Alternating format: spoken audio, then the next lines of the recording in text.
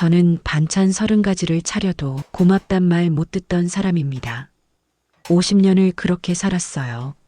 새벽같이 일어나 밥 짓고 손에 물 묻히고 좋은 재료 골라 담그고 썰고 볶았죠.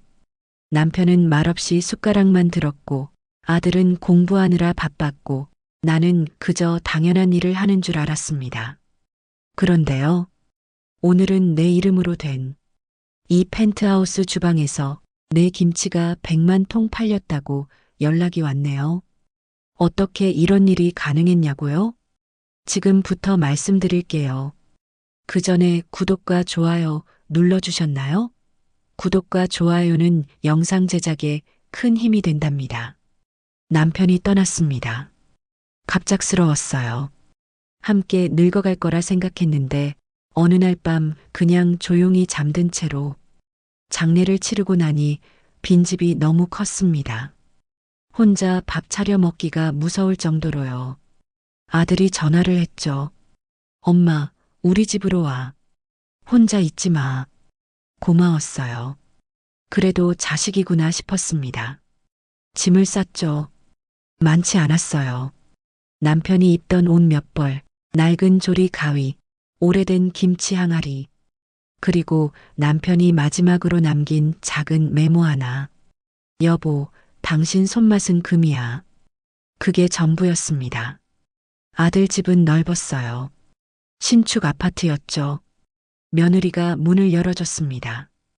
웃지 않았어요. 어머니, 방은 다용도실 쓰세요. 죄송하지만 객실은 저희가 홈오피스로 쓰거든요. 어차피 어머니 짐도 많지 않으시잖아요. 다용도실이었습니다. 창문도 없었어요. 청소도구 냄새가 났죠. 그리고 어머니, 저희 둘 다 바빠요. 집안일은 어머니가 좀 해주시면 안 될까요?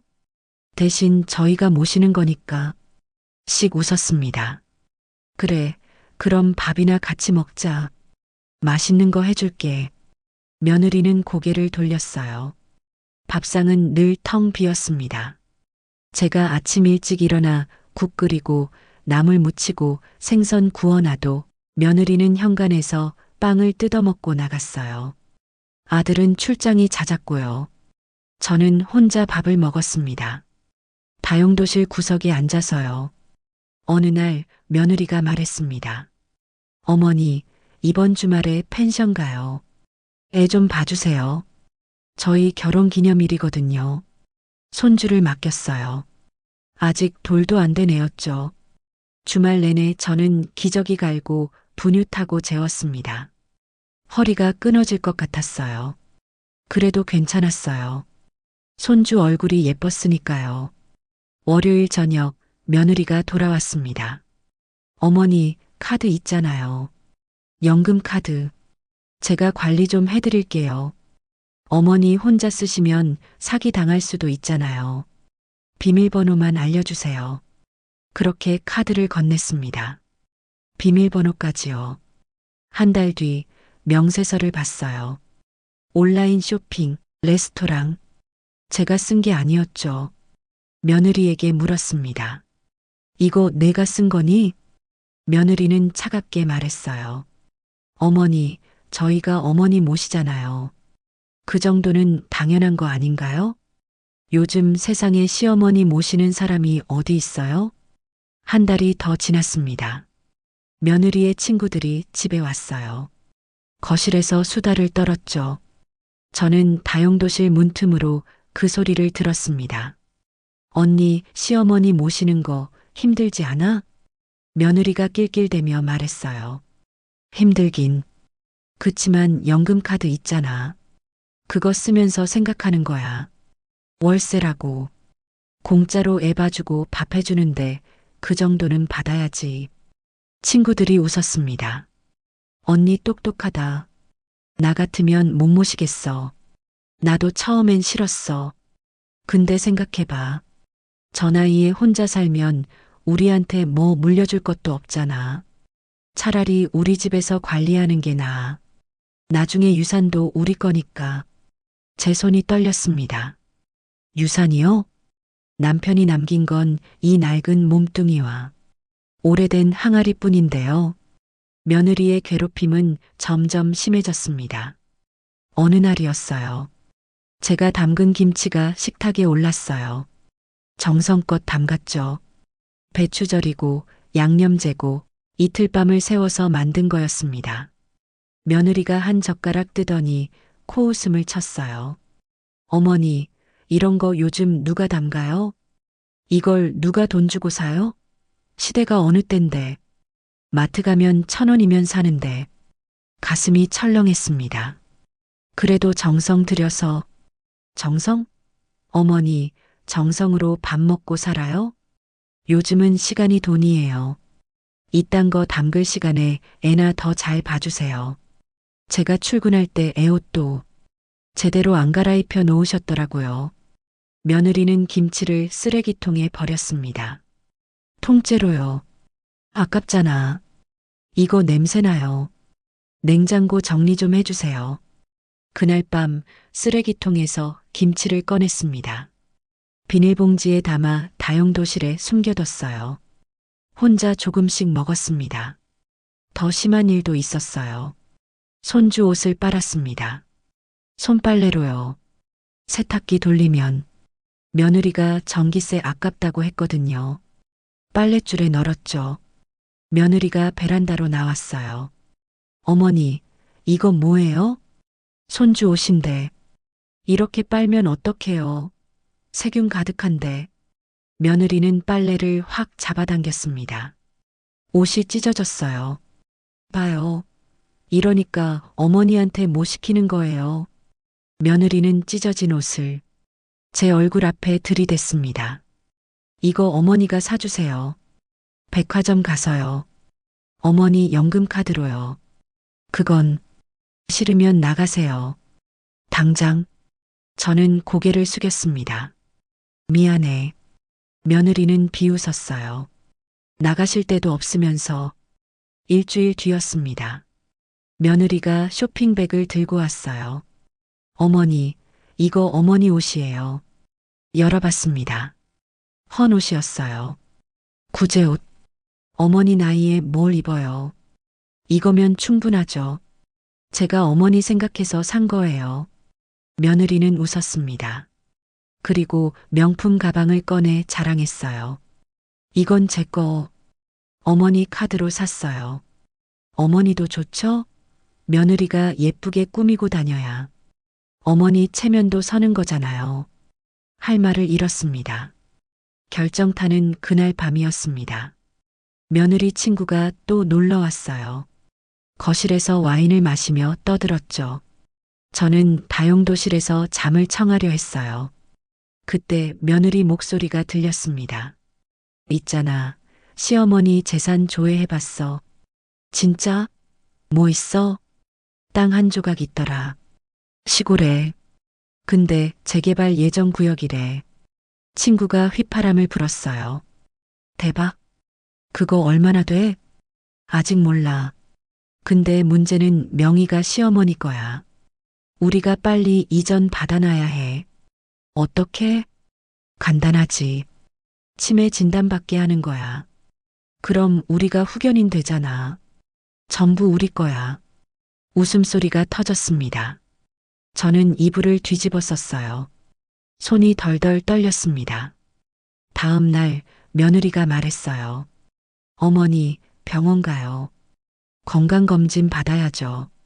난 괜찮아. 아니에요. 요즘 어머니 깜빡깜빡 하시잖아요.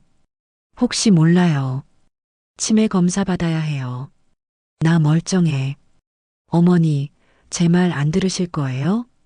저희가 모시는데 최소한의 협조는 해주셔야죠. 며느리는 억지로 저를 끌고 병원에 갔습니다. 검사실에서 의사가 물었어요. 오늘이 며칠인지 아세요? 10월 23일이요. 대통령이 누구죠? 제대로 답했습니다. 의사가 며느리를 봤어요. 어머님 정상이십니다. 며느리 얼굴이 일그러졌어요. 돌아오는 차 안에서 며느리가 중얼거렸습니다. 재수없게. 그 말이 꽂혔습니다. 가슴 깊숙이요. 그날 밤 다용도실에서 울었습니다. 외풍이 문틈으로 들어와 발을 베어갔어요. 이불도 얇았죠. 손주 담요를 하나 빌려 덮었습니다. 그때 생각했어요. 나는 왜 이렇게 살고 있을까? 손에 든 건 남편의 메모였습니다. 여보, 당신 손맛은 금이야. 금이라고요. 저는 일어났습니다. 다음 날 새벽 결심했습니다. 작은 캐리어 하나를 꺼냈어요. 옷 2벌, 오래된 조리 가위, 김치 항아리 하나, 그리고 남편의 메모. 현관을 나섰습니다. 며느리는 잠들어 있었어요. 아무도 모르게요. 갈 곳은 정해두지 않았습니다. 그냥 걸었어요. 골목시장까지요. 시장 구석에 빈자리가 있었습니다. 좌판 하나 빌렸어요. 하루 5,000원이었죠. 제 연금에서 빼놓은 비상금으로 냈습니다. 김치 한 통을 꺼냈어요. 손수 담근 거요. 2,000원입니다. 지나가던 할머니가 물었어요. 맛볼 수 있어요? 그럼요. 한 젓가락 떠드렸죠. 할머니가 눈물을 흘렸습니다. 이거 우리 집 냄새네. 우리 엄마가 담가주시던 그 맛이야. 그날 김치가 다 팔렸습니다. 소문이 돌기 시작했어요. 저기 할머니 김치, 눈물 나는 김치래. 진짜 옛날 손맛이래. 사람들이 줄을 섰습니다. 하루에 10통, 20통, 30통. 저는 밤마다 썰고 절였어요. 손등이 갈라졌죠.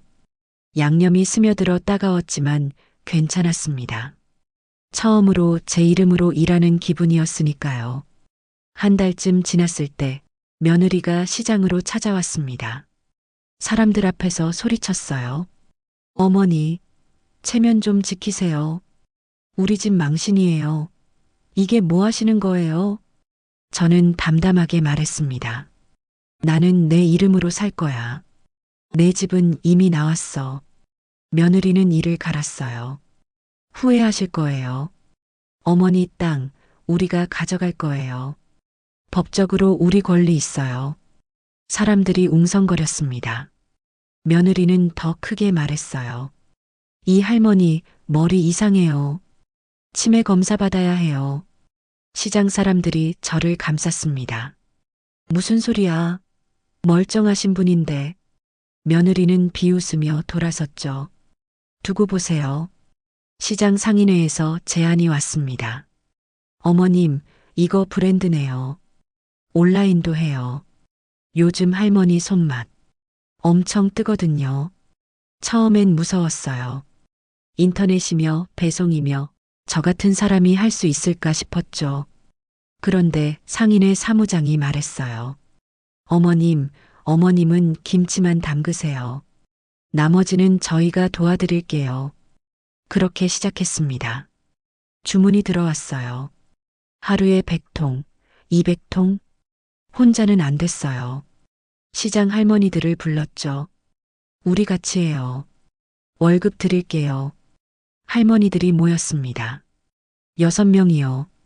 다들 저처럼 집에서 밀려난 사람들이었어요. 우리는 밤마다 웃으며 김치를 담갔습니다. 그때였습니다. 며느리가 몰래 움직이고 있다는 소문을 들었어요. 상표를 선점하려 한다고요. 아들 명의로 제 이름을 등록하려 한다고 법무사가 찾아와 말했습니다. 어머님, 서두르셔야 해요. 그날 밤 오래된 서류 가방을 꺼냈어요. 남편이 남긴 것들이 들어 있었죠. 통장, 인감, 그리고 낡은 땅 문서 한 장. 시골 땅이었어요. 남편이 젊을 때 산 거였죠. 나중에 여기 집 짓고 살자던 그 땅. 알아보니 재개발 구역이었습니다. 보상금이 나온다고 했어요. 한 달 뒤 통장에 돈이 들어왔습니다. 3억. 저는 변호사를 선임했어요. 내 이름은 내 겁니다. 법정에 섰습니다. 며느리와 아들이 맞은편에 앉아 있었어요. 며느리 변호사가 말했죠. 피고는 고령으로 판단력이 흐릿하며 상표권 관리 능력이 없습니다. 제 변호사가 물었어요. 증거가 있습니까? 며느리 측은 말을 잇지 못했습니다. 제 차례가 왔어요. 판사님이 물었습니다. 본인이 직접 사업을 하셨습니까? 네. 얼마나 버셨습니까? 석 달간 2천만 원입니다. 방청석이 술렁였어요. 그 돈은 어디에 썼습니까? 직원 월급, 재료비, 임대료입니다. 장부 있습니다. 장부를 제출했어요. 할머니들과 함께 빼곡히 적은 거였죠. 판사님이 고개를 끄덕였습니다. 판결합니다. 상표권 영자할매 김치, 원고 영자씨 소유로 인정합니다. 며느리는 법정 밖에서 울음을 삼켰어요. 보상금과 매출로 작은 공장을 샀습니다. 시장 골목 끝에 있던 폐공장이었어요. 고쳐서 썼죠. 직원은 전부 시장 할머니들이었습니다. 우리는 손맛으로 월급 받자. 첫 달 완판, 둘째 달 급식업체 납품 계약, 셋째 달 백화점 입점. 이름이 알려졌어요. 영자할매 김치. 방송에도 나갔습니다. 기자들이 물었어요. 할머니, 성공 비결이 뭔가요? 저는 웃으며 말했죠. 배고팠어요. 진짜로요. 1년이 지났습니다. 공장은 커졌고 직원은 20명이 됐어요. 매출은 연 10억을 넘었습니다.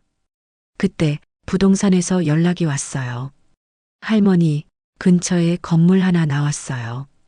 괜찮은 조건이에요. 같습니다. 4층 건물이었어요. 1층은 카페, 2층은 뷰티쇼, 3층은 사무실, 4층은 주거. 세입자 목록을 받았죠. 익숙한 이름이 있었습니다. 며느리의 뷰티쇼. 저는 건물을 샀어요. 계약 갱신 날이 왔습니다. 며느리가 사무실로 왔어요. 떨리는 손으로 서류를 들고요. 어머니, 며느리는 말을 잇지 못했습니다. 아니, 대표님. 저는 미소 지었어요. 월세는 시세로 받을게요. 대신 조건 하나. 직원들 주유수당 정확히 줘요. 4대 보험 들어주고요. 임금 밀리면 바로 계약 해지해요. 며느리는 고개를 깊게 숙였습니다. 네. 그리고 한 가지 더. 며느리가 고개를 들었어요. 손주 보고 싶으면 언제든 연락할게요. 할머니 자격으로. 며느리의 눈에 눈물이 고였습니다. 아들이 뒤늦게 찾아왔습니다. 제 사무실로요. 엄마. 목소리가 떨렸어요. 미안해. 내가 바보였어. 엄마가 얼마나 힘들었을지 생각도 못했어. 저는 짧게 답했습니다. 밥 먹고 얘기하자. 응? 밥상은 같이 차리자. 아들이 울었어요. 어른이 되어서도 우는구나 싶었습니다. 지금 저는 이 펜트하우스에 삽니다. 건물 4층이에요. 제가 산 건물이죠. 주방은 넓고 창문은 커요. 햇빛이 쏟아집니다. 오늘도 김치를 담가요. 레시피 첫 줄에 이렇게 적었습니다. 내가 나를 잃지 않을 것. 핸드폰이 울립니다. 할머니, 이번 달 100만 통 돌파했어요. 웃음이 나왔어요. 이따가 공장 식당에서 직원들과 저녁을 먹을 겁니다. 요즘 저는 밥을 혼자 먹지 않아요. 식당 벽에는 커다란 글씨가 걸려 있어요. 늦게 피어도 꽃은 꽃. 사람들은 가끔 말합니다. 할머니, 이제라도 성공하셔서 다행이에요. 그치만 좀 늦은 거 아닌가요? 저는 웃어요. 늦었다고요? 고개를 저어요. 배고픈 어제의 내가 오늘의 나를 키웠어요. 그 시간이 없었다면 지금의 김치도 없었을 거예요. 그리고 말합니다. 여러분, 우리 밥상은 우리가 차립니다. 내 인생의 주방장은 바로 나입니다.